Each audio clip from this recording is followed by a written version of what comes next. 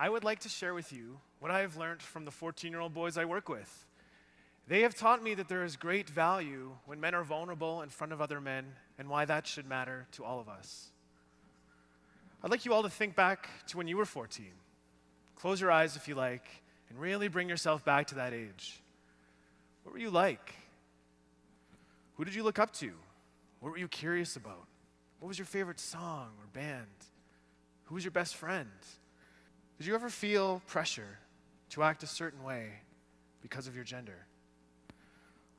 When I was 14, it was the 90s.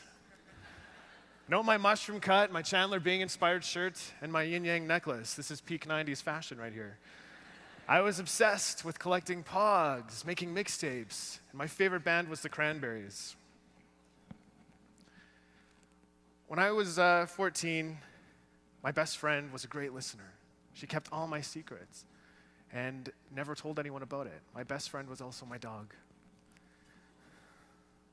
When I was 14, I had a rough time because I was gay, and I knew it. I also knew that being gay was one of the worst things a guy could be. I knew this because every time I heard or saw a guy being mocked or bullied, he was either called gay or a girl. So gay or feminine was the worst thing a guy could be. So I tried everything I could to avoid being labeled those things. In grade 7, I joined band, and I decided to learn the flute. Not a great start. I soon realized, being one of 2 flute players in the whole school, this was not an instrument guys played. I quickly switched to the saxophone, leaving the flute for the girls and the one boy that seemed to love it. I played sports. I played hockey, soccer, baseball, track. Secretly, I wanted to explore dance and figure skating, but I knew those activities would be labeled gay or girly. I stayed clear of other boys as they made me feel anxious. I knew about an unwritten code that boys and men were supposed to follow. I knew that hanging out with other guys would mean having to play the part of something I wasn't, to be one of the guys, be masculine. This is a performance that I felt bound to fail because it wasn't me. And I worried that my lack of masculinity would lead to ridicule about my orientation, because it often did. There is one particular memory from that time that has stuck with me and will forever. There was a young man in the same class as me who was constantly made fun of for being effeminate. He got called all the names that I did, but received it a lot more frequently than me. And I distinctly remember distancing myself from him and disliking him because he had many of the same qualities that I learned to hate in myself. He was the other boy that played the flute. Unlike me, he continued playing it regardless of the names he was called. And I watched him get harassed and bullied every day for not being masculine enough. And instead of reaching out, I kept my distance and felt thankful that the harassment wasn't happening to me. One Friday morning, walking into school, there was a cold hush that washed over everyone. I saw people crying and secrets whispered into ears. When I arrived in class, our teacher looked out at our 14-year-old faces and had the grim responsibility of informing us that our classmate had taken his own life. The news gripped me like an icy hand around my neck. I didn't know why he chose what he did, but I did know that how he was treated must have impacted him as it had me. This experience changed me. I became aware that I wasn't the only guy to experience these pressures. Pressure to live up to this masculine ideal or rejecting all that's considered feminine in ourselves. I speak to the male experience because it's been my lived experience. But gender expectations happen to everyone, and human lives are at stake. Now that I work with young men, I am reminded that being male still comes with this pressure to maintain masculinity by fitting into what many refer to as the man box. That is, be tough, be in control, keep your emotions in check, and stay away from any behavior deemed feminine. This is limiting. It leaves little room for vulnerability and individuality. It became clear to me that boys needed a place to talk about these pressures, a place free of judgment, a place to be vulnerable. I work with an incredible team of people who have dedicated a lot of time and energy to unpacking what all this means. It's been hard, but we've come up with something. Our idea was to create a safe space for boys to talk about how it feels to be a man. Each week, my colleagues and I spend the majority of our times hanging out with 14-year-old boys at their schools in a program that we created. It's called WiseGuyz. A lot of the time is spent hanging out with the guys and having them tell us stories about video games or fart stories or the big sporting event they have coming up. But more importantly, tucked into those conversations are 2 generations of men hanging out and having many real conversations about how it feels to be a man in today's society and discussing the powers or the privileges and social powers that come along with that.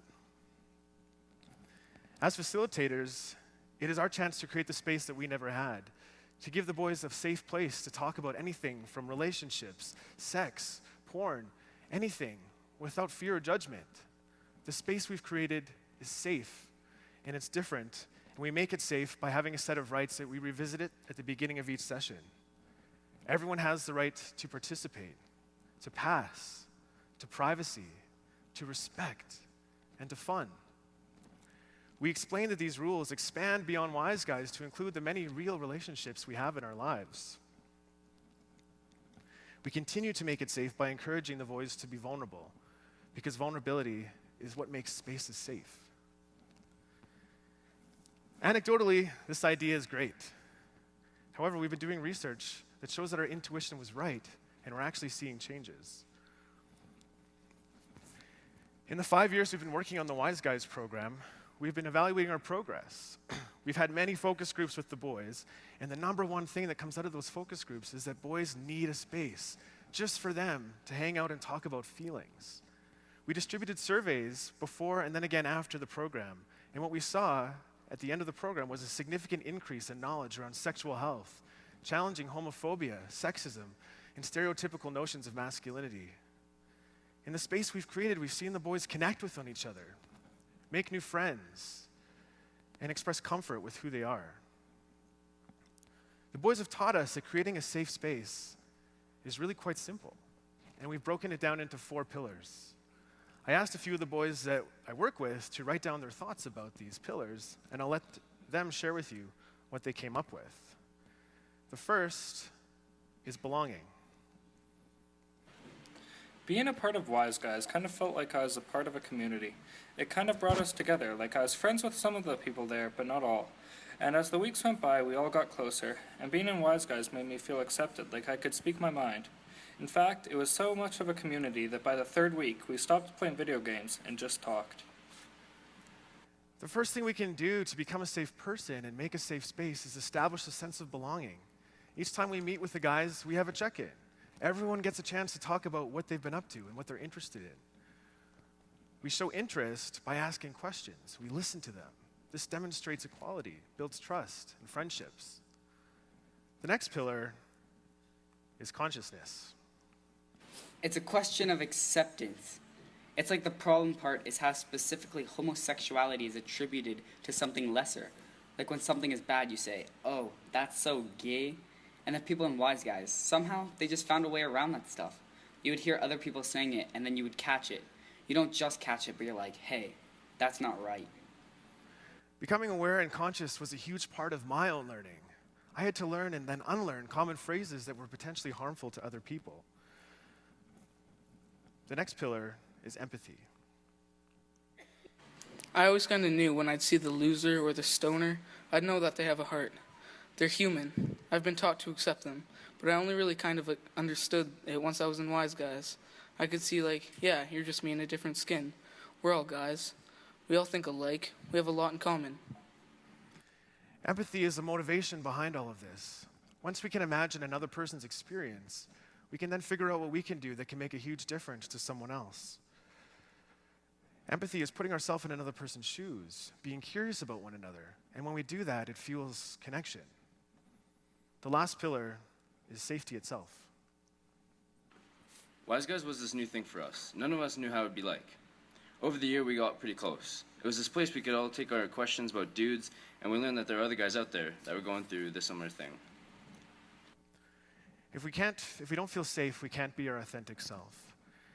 Feeling safe means stepping outside of the man box, feeling comfortable to be who you are, and having other people accept you. If we try our best not to judge others, it allows other people to feel safe in our presence. When we feel safe, we relax, we open up. It's where great friendships and relationships start. We ask a lot of the boys we work with. We ask them to show up every week. We ask them to let their guards down. We ask them to step outside of the man box.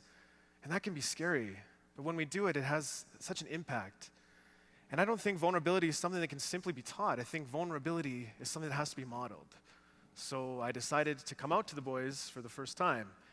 And I was super nervous because I didn't know how it would go. And I didn't know if they would treat me differently. So I prepared a speech and I sat them down and I was like, boys, it's really important when we're vulnerable with each other because it helps us reshape our idea of what's masculine. And they're 14-year-old boys. None of them were listening to me at all. So I just stood up and said, so yeah, I'm gay. And then the room went silent. And they all just stared at me for like 20 seconds. And then finally, one of the boys said, seriously? Yeah, I said, I'm not straight. And then they just stared at me again. And then they clapped. It was awesome. It was an awesome moment.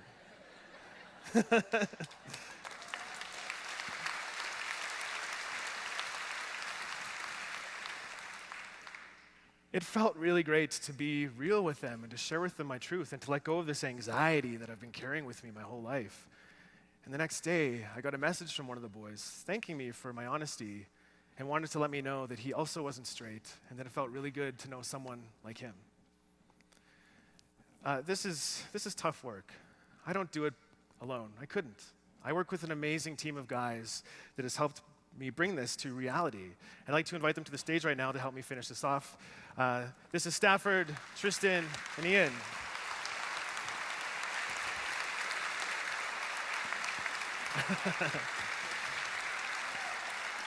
Yeah. It's awesome. So what if you can't be in WiseGuyz? What if you're not 14 anymore, which tends to happen? These 4 pillars that we rely on in WiseGuyz can apply to all of us. If we allow ourselves to be open and vulnerable, in the way you've seen from Blake tonight, if we allow ourselves to become aware of the language we use and the space that we take up, it can make the world of difference for those around us. Blake has had that influence on me, on all of us. And it feels like this is the beginning of a growing movement. Yeah, and we want the space that we create in WiseGuyz to be commonplace. So I often think about safe spaces as this thing that you carry with you. We all have our imaginary personal space bubble that we take around with us and when we interact with new people. But I think we have a safe space bubble too. And so our actions and our language and our words, that tells other people if we're a safe bubble to bump into or not. Yeah. Together we have the capacity to reimagine the paradigm of masculinity as something more inclusive, richer, and something that celebrates difference rather than stamping it out. It starts with individuals. It starts with us. We have the responsibility to embrace that vulnerability within ourselves rather than retreating back into the box. And if we embrace that vulnerability, we can inspire others to do the same. It took a terrible tragedy for me to realize that something needed to change. And I don't want to hear about tragedies like that anymore. The idea is simple. Boys deserve more than boys will be boys. I dream of a day where men and women and people of all different genders and orientations feel safe to be themselves. We dream of a day when the word masculinity becomes the plural, masculinities, and men and boys feel supported to be the men they want to be. Thanks so much.